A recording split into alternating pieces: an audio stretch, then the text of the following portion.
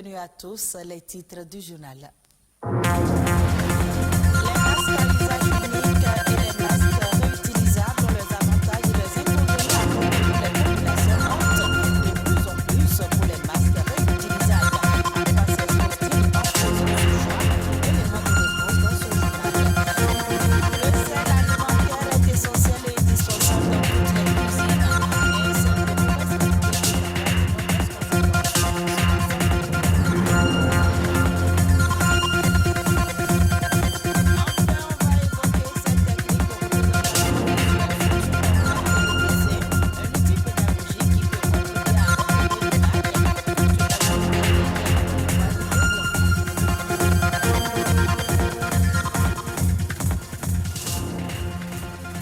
En cette période de coronavirus, n'oubliez surtout pas de porter vos masques partout où vous êtes. Votre santé en dépend. Et parlant des masques, il y en a de plusieurs types sur le marché. Les masques à usage unique et masques réutilisables.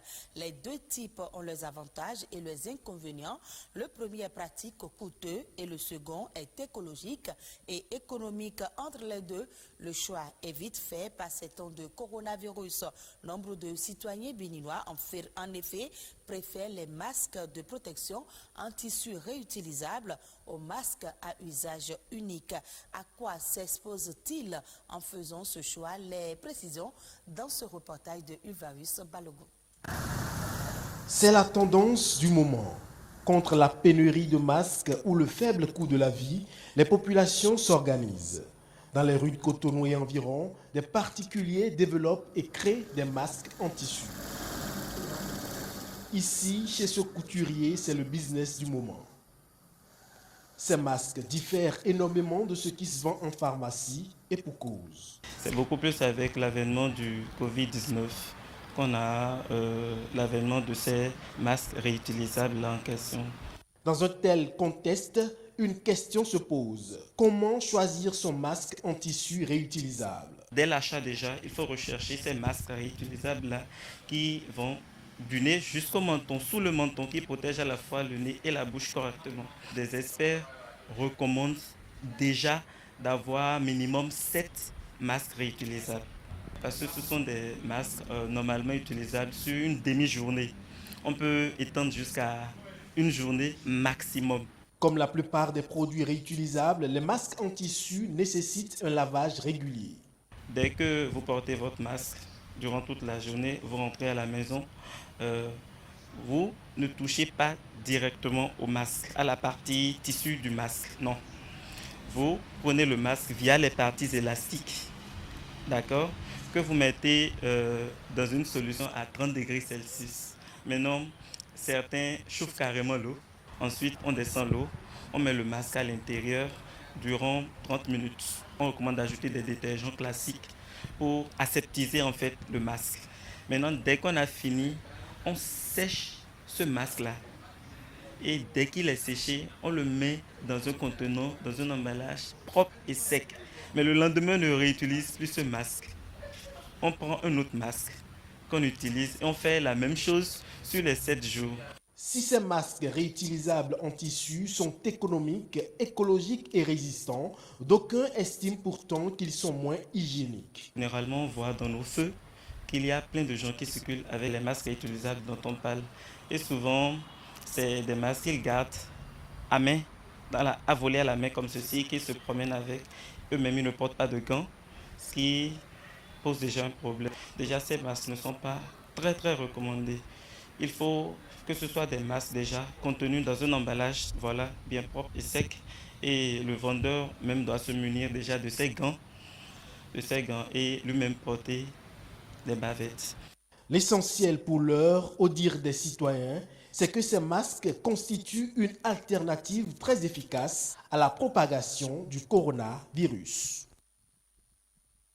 En matière de gastronomie, le sel est un élément essentiel pour réussir ces recettes. Cet ingrédient de cuisine est certainement le plus utilisé en cuisine.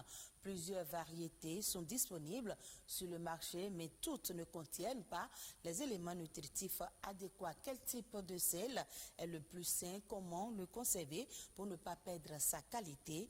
La réponse dans ce reportage.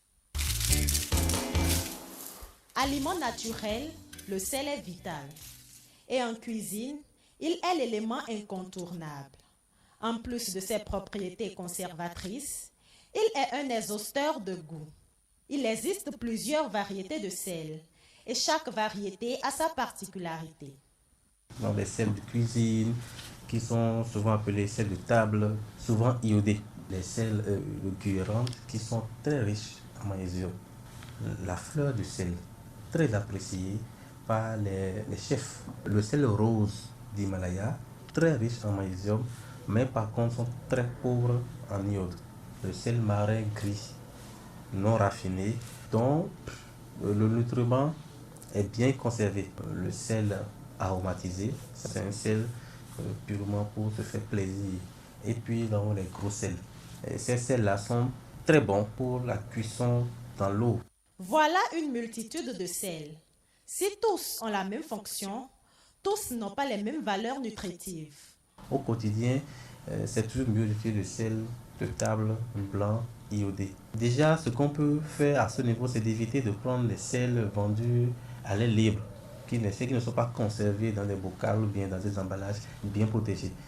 Il faut éviter au grand maximum ces sels-là. Puis ces sels-là, avec le temps, perdent de leur substance, perdent de leur iode. Donc, les sels qui sont dans les emballages, alors prenons le soin de lire les compositions du sel, afin de voir si est-ce que ce sel-là est riche en iode, ou ce sel est plus riche en magnésium. Et en fonction de ce que vous recherchez, individuellement, vous pouvez choisir le sel qui vous convient le mieux.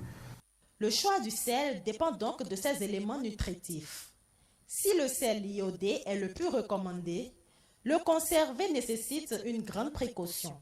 Vous mettez le sel d'abord dans un bocal, dans la salière, et vous prenez quelques grains de riz, d'accord, cru, et que vous mettez dans votre salière.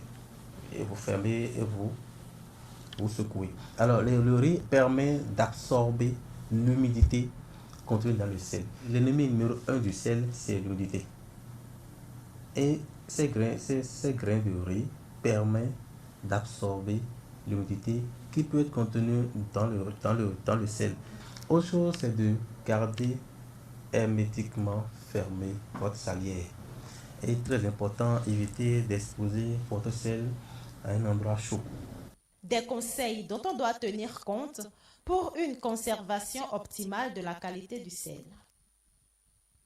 Parlons à présent du dessin défini comme une représentation d'objets, de personnages ou de paysages. Il existe dans sa forme simple, mais il peut aussi prendre des dimensions artistiques et donc contribuer à redorer l'image culturelle d'un pays. Constantin Adadja nous en parle. Dessiner devient un art quand le simple dessinateur décide de s'exprimer, décide de donner, d'apporter sa vision du monde. Et à travers une œuvre, et l'œuvre doit avoir des caractéristiques d'originalité, c'est que l'œuvre doit être originale et l'œuvre doit être unique. Donc le dessin, le simple dessin qui est des gribouillis et autres, devient un art quand l'artiste singularise cela. Depuis toujours, le dessin n'est pas très connu en tant qu'art. Le dessin, disons, est un peu ignoré. Mais depuis quelques années, ça commence par petit à petit évoluer. Beaucoup de jeunes s'affirment aujourd'hui en tant que dessinateurs. Non seulement ils le font, mais aussi ils essaient quand même de se montrer, d'attirer la lumière vers eux et faire en sorte que cet art qu'est le dessin maintenant aujourd'hui soit reconnu et que cet art soit, disons, mis à la place qu'on lui doit.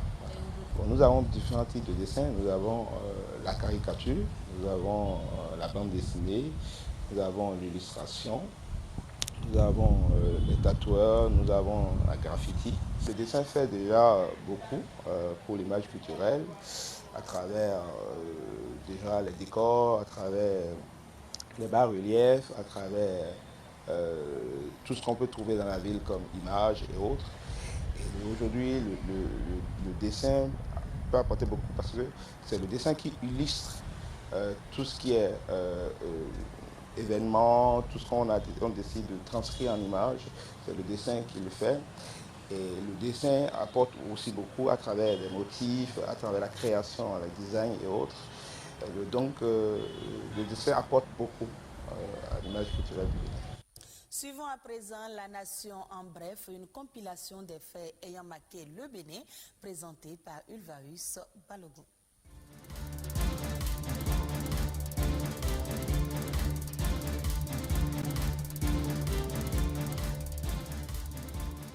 Le concours de recrutement de 1600 agents au profit du secteur de la santé a été lancé samedi 15 mai dernier au lycée technique Koulibaly.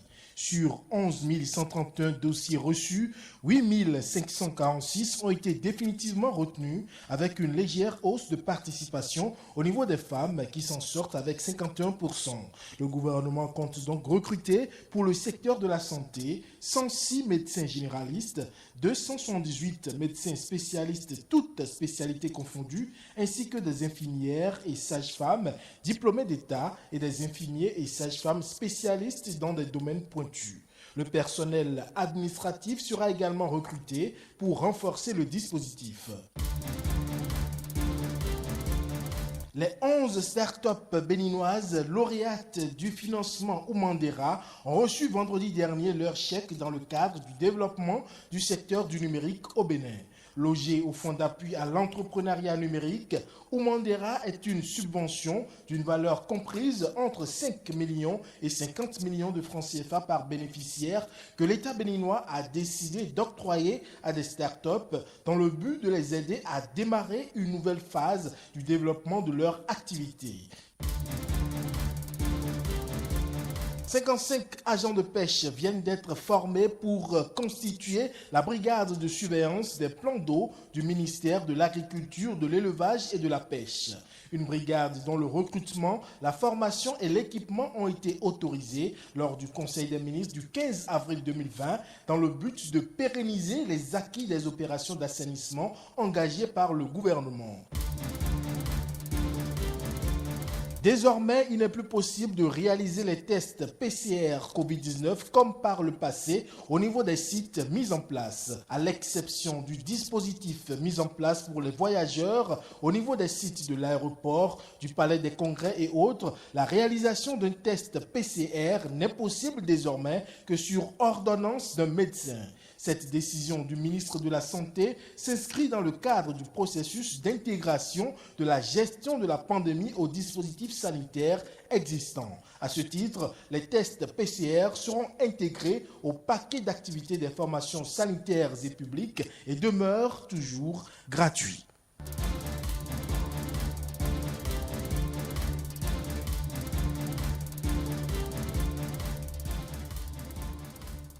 Au Cameroun, le gouvernement met les bouchées doubles pour parvenir en juin 2021 à une approbation de son nouveau programme économique et financier avec le Fonds monétaire international. Les négociations entre les deux partenaires prévues pour s'achever le 21 mai prochain devraient aboutir à un programme économique et financier s'étendant sur la période 2021-2024. Ce nouveau programme triennal devrait être assorti d'un décaissement global d'une enveloppe de plus de 375 milliards de francs CFA en faveur du trésor public camerounais. Mais en plus de cette perfusion financière en gestation, la conclusion d'un nouveau programme économique et financier entre l'État du Cameroun et le FMI sera un bon signal pour les investisseurs. Retrouvez ce journal sur le www.oactb.bj. Merci à vous de nous avoir suivis et très bonne suite des programmes de BB24.